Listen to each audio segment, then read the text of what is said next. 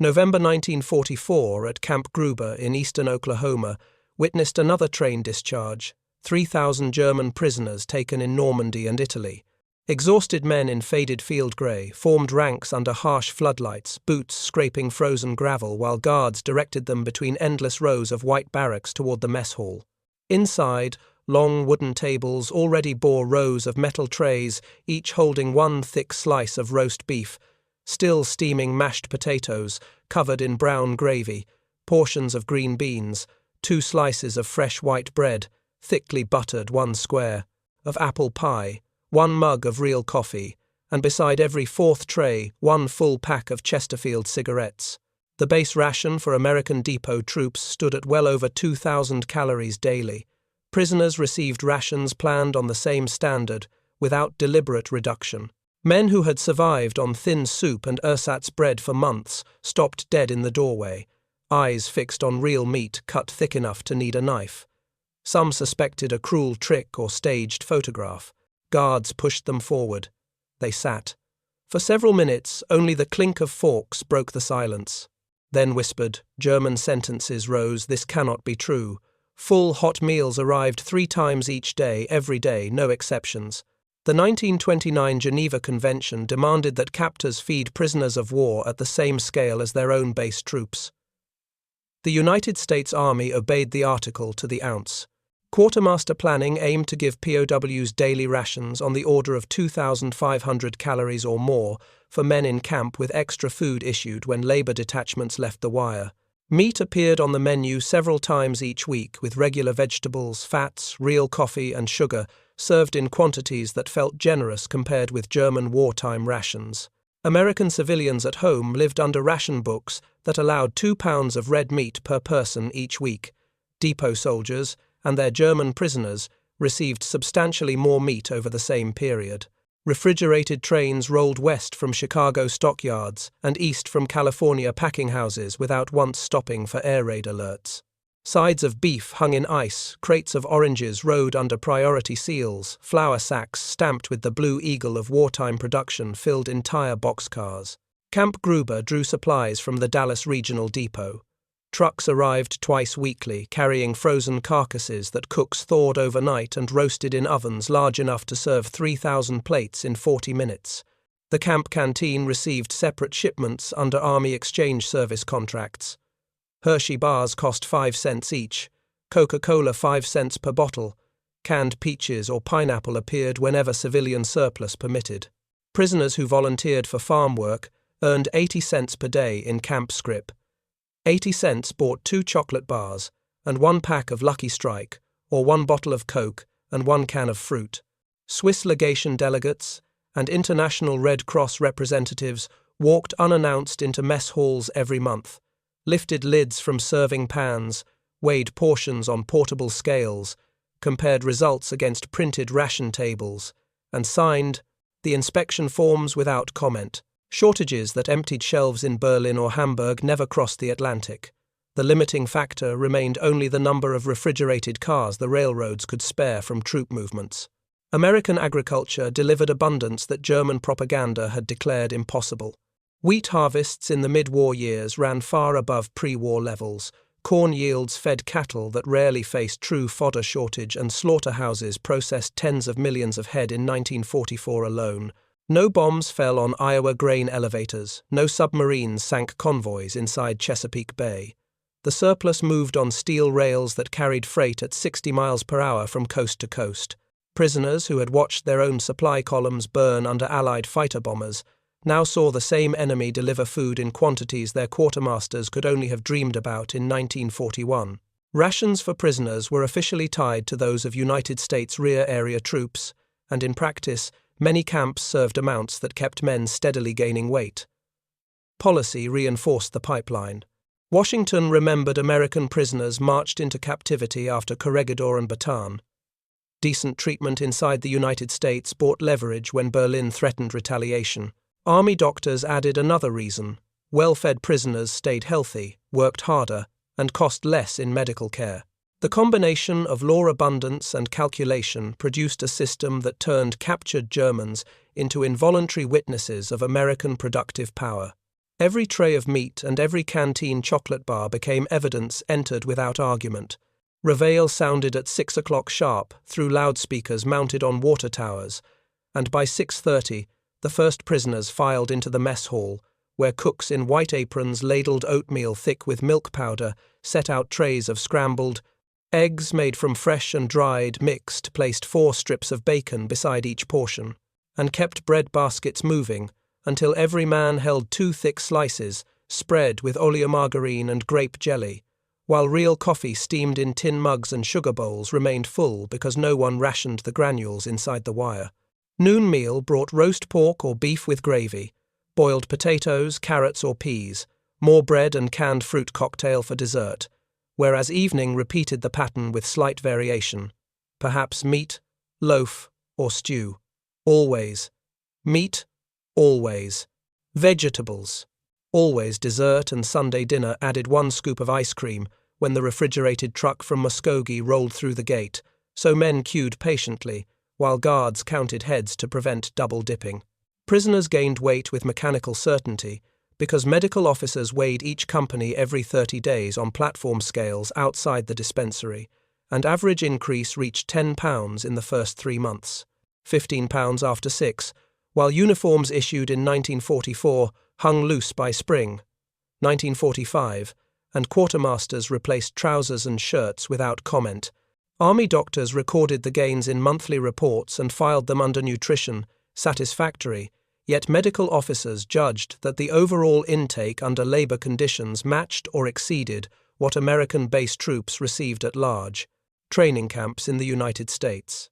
At 1900 hours, the canteen windows rose on roller tracks and lines formed quickly, so a man with 1 day's scrip 80 cents could buy 2 Hershey bars and 1 pack of cigarettes, or 1 bottle of Coca-Cola and 1 can of peaches, whereas 2 days' scrip purchased 1 small jar of real strawberry jam or 4 oranges when the fruit train arrived, and men hoarded extras in foot lockers, traded chocolate for razor blades, cigarettes for writing paper, fruit for soap.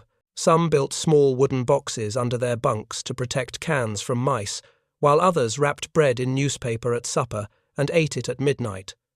When hunger returned, despite 3 full meals, and guards watched the trade without interference unless fights started over short wait, bread was issued liberally each day, and seconds were rarely refused. Work details left camp at 7:30 for surrounding farms, as prisoners rode open trucks 20 miles to cotton fields or peach orchards, returned at 1700, covered in dust or orchard spray, showered in long concrete buildings, where hot water never ran out, then walked straight to supper, because fatigue made the plates look larger, and men who had marched on empty stomachs across Russia or North Africa now sat on benches and ate until belt buckles pressed tight while conversation stayed low. Practical how many bars 1 carton of cigarettes might bring, whether peaches would arrive next week, which cook slipped extra meat, to favoured tables and letters home carried careful sentences that passed censorship. The food here is good, do not worry. Send news of the children. Yet letters coming the other way told different stories. Air raids every night. No meat since Christmas. Children begging crusts in railway stations.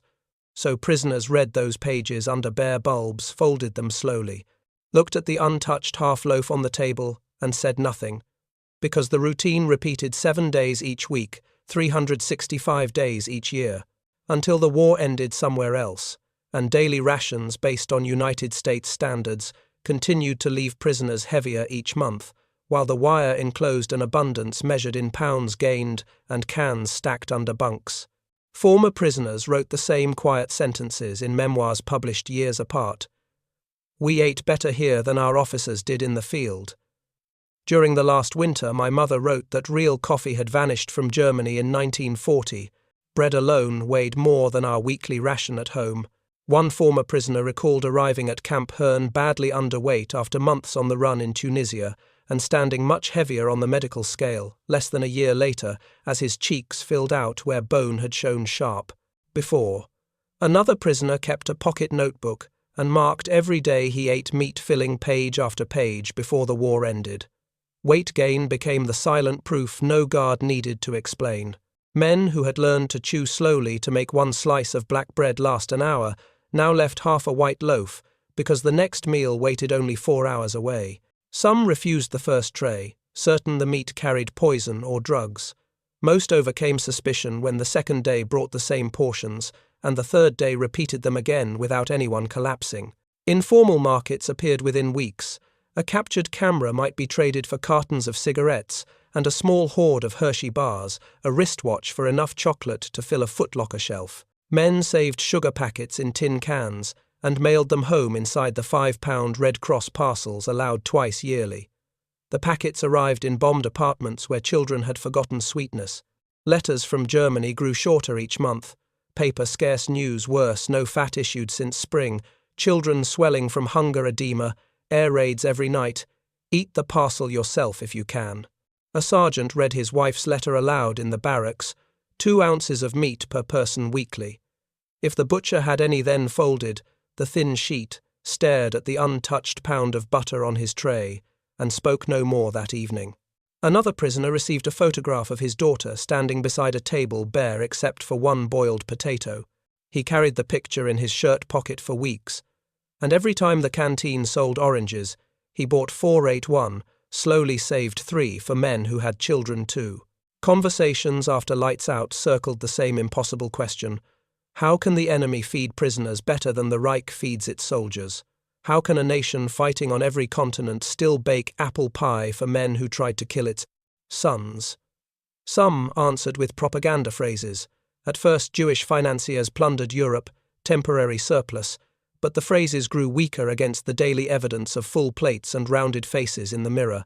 One former artillery lieutenant later remembered standing in the canteen line holding 80 cents, scrip earned picking cotton under Oklahoma sun, watching the clerk slide 2 chocolate bars across the counter and feeling something crack inside his chest that had nothing to do with ribs.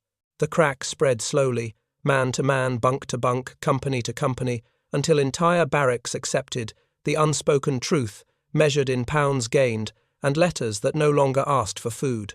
The sheer regularity and quantity of food delivered without fail became the metric that out-argued every speech heard at the Reichsparteitag.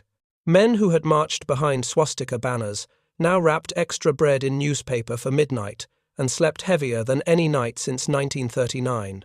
American farms harvested far more wheat in 1944 than in 1939, while German fields struggled under air attack and labor shortage, with yields falling below pre-war levels in many regions. Corn poured from Iowa and Illinois at 3 billion bushels, enough to fatten cattle that never knew short rations. Tens of millions of cattle walked into slaughter pens, their carcasses hung in refrigerated cars that rolled across unbroken bridges and undamaged tracks from Kansas City to the East Coast ports and onward to camps in every state. No night fighters strafed the freight yards, no submarines lay off the Virginia Capes, no artillery reduced grain elevators to rubble. The surplus moved at 40 miles an hour behind steam locomotives burning Appalachian coal that never ran short. Army depots at Dallas and Atlanta dispatched whole trains, loaded only with canned vegetables, powdered eggs, sides of pork, packed in salt crates of California oranges, sealed against cold. Trucks left the railheads twice weekly and reached Camp Gruber before dawn so cooks could thaw beef overnight and roast it for noon meal. Army nutrition boards set high protein and calorie targets for working prisoners to keep men fit for labor and to prevent loss of strength.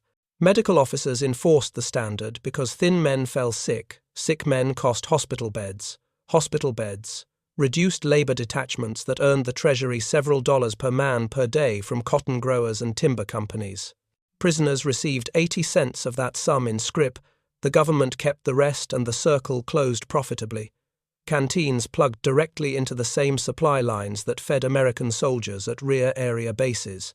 Hershey shipped bars by the carload under Army exchange contracts. Coca-Cola built bottling plants near camps to save rail space. Local dairies delivered ice cream mix when fruit growers paid prisoners to pick peaches and the crop came. In heavy. Policy stood behind every ounce. Washington remembered thousands of American prisoners who died on the Bataan March and in camps across the Pacific, and treating Germans correctly bought insurance against retaliation. Army lawyers printed the Geneva Convention text in German and nailed copies to barracks walls. Swiss inspectors flew commercial routes to New York, rode army cars to camps, lifted pot lids, weighed meat portions on brass scales, tasted the coffee, asked prisoners in private if complaints existed, and almost never found cause to write a protest. Deliberate generosity carried political weight. Plentiful food photographed well for newsreels shown in occupied Germany after surrender. Full bellies softened resistance when re-education lecturers arrived. In 1945, former enemies who ate American beef might hesitate to vote communist in 1949. The calculation remained cold and precise. Labor itself fed the system. Prisoners left the wire at 7:30 each morning, rode flatbed trucks to cotton fields, where rows stretched 20 miles under white August. Sun bent and picked, until sacks weighed 50 pounds, earned 80 cents for 10 hours returned, dusty and silent to showers that ran hot because coal barges still moved on the Arkansas River. They ate larger evening meals because appetite grew with work slept. 9 hours on straw mattresses weighed more each month. The circle repeated across 48 states. American herds and billions of bushels of corn produced ample calories inside barbed wire as naturally as rain fell on Kansas wheat. 80 cents daily scrip purchased 2 chocolate bars or 1 bottle of Coca-Cola and 1 can of peaches. The constraint was never food, the constraint was only the number of prisoners the railroads could carry from Normandy beaches to Oklahoma plains before winter set in again. Most prisoners arrived, clutching the propaganda they had swallowed for 12 years. Germany, the pinnacle of order and strength, its factories humming its people, nourished by iron will America. Nothing but jazz, gangsters, Jews and endless. Depression cues, so they stepped off the train at camps like Gruber or Herne, expecting to see the collapse they had been promised. Thin guards, empty plates, chaos behind the wire. Yet instead, they received 3 hot meals every day. Meat 4 times weekly, real coffee each morning, fresh bread without limit, and every evening walked to a canteen, where Hershey bars cost 5 cents, and oranges appeared when the harvest was heavy. Confusion lasted only until the second or third tray. Suspicion lingered a week or 2 longer, then gave way to the heavier knowledge that no guard could order away, because one lieutenant captured in Tunisia stood in the ice cream line one Sunday, holding a letter from his wife that described trading furniture for potato. Peelings read the words twice, took the vanilla cone from the American private, felt the cold melt over his fingers. In Oklahoma, Heat looked across the compound at the flag he had been taught to despise, and whispered to the man behind him, "They feed us better than our own people," while the sentence travelled bunk to bunk that night faster than any censor could catch, and other men reached the same place on different days. One corporal opened a parcel containing 2 ounces of acorn coffee from home, and laughed until tears came because American cooks had served real beans every morning for 400 days. Another private stepped on the medical scale after 15 months and saw 185 pounds, where 140 had been normal before the war. A third traded his last Iron Cross ribbon for 3 chocolate bars, and felt no loss when the ribbon left his hand because the ribbon had promised a 1,000-year empire, and the chocolate was real. Propaganda died, here killed by regular, generous rations, delivered daily without interruption or deduction. Killed by American cattle that supplied meat without shortage, killed by letters describing children swelling from hunger, while the writers themselves grew heavier, each month killed by the simple sight of cooks throwing away leftovers, larger than weekly rations in Hamburg. So men who once believed the Reich would feed Europe now watched American soldiers toss crusts to dogs, and understood reserves ran deeper than any fortress, understood the war had ended inside their heads, long before Berlin burned, understood it while wrapping extra bread in newspaper for midnight, while greeting guards with quiet Guten Morgen, while asking the librarian for books about American wheat yields while requesting farm details farther west, where peaches grew larger and the sun felt almost African again. The collapse happened without speeches or ceremonies. Only the slow accumulation of full stomachs and unanswered letters and small trades that no longer valued medals, only the daily proof that a nation fighting on every continent still baked apple pie for yesterday's enemies and still had surplus left for tomorrow, so the sheer regularity of full meals issued without fail became the quiet metric that finished what Normandy and the Bulge had only begun. Most prisoners arrived, still wrapped in the certainty that Germany stood at the peak of human achievement, its factories, the world's finest, its science unmatched, its soldiers fed by a nation that would never break, while America remained the foreman. Decadent mongrel land of breadlines and gangsters they had seen in newsreels cut from 1932, so they stepped from the boxcars, expecting barbed wire and hunger to confirm every slogan, expecting thin guards and empty plates, and chaos barely hidden behind the propaganda of democracy. Yet the first tray destroyed the picture, because it carried thick roast beef, swimming in real gravy, mashed potatoes, heavy with butter green, beans, white bread, thick enough to tear by hand, apple pie still warm, real coffee steaming beside a pack of Chesterfield cigarettes, and every day after repeated the same abundance until suspicion itself grew thin. A lieutenant captured in Normandy stood one August evening, holding a letter that had travelled 3 months from a ruined suburb of Cologne. The letter spoke of his mother queuing 4 hours for 2 pounds of bread gone mouldy before he reached home, spoke of his sister, trading wedding silver for a sack of potatoes, spoke of children eating wallpaper paste sweetened with saccharin. He read the pages under the bare bulb of the barracks, folded them with fingers that had begun to round again, after months of American rations, looked at the half-pound of butter left untouched on his tray, because no man could finish everything, served, and felt the exact moment the Reich shrank. Inside his chest, another man, once a convinced party member from Munich, opened a Red Cross parcel containing 1 small tin of ersatz coffee and 4 ounces of acorn flour, and laughed until other prisoners thought he had lost his mind because American cooks had poured real coffee every morning for 492 consecutive days. A third weighed himself on the dispensary scale in June 1945 and watched the needle stop at 187 pounds, where 138 had been the last time he stood on German scales. Before Stalingrad propaganda died here, killed by daily rations, delivered without interruption or deduction, killed by American cattle that supplied meat without shortage, killed by 3 billion bushels of corn that fattened livestock, while bombs fell on Hamburg, killed by the simple sight of American cooks scraping leftovers into barrels larger than weekly rations for entire families in Dresden, killed by the quiet knowledge that a nation fighting on every ocean still roasted beef for men who had tried to kill its sons only months earlier, men who once marched, singing under swastika banners, now wrapped extra bread in newspaper for midnight, slept 9 hours without hunger. Dreams greeted guards with quiet Guten Morgen instead of silence, asked the camp librarian for books about American wheat yields and irrigation canals.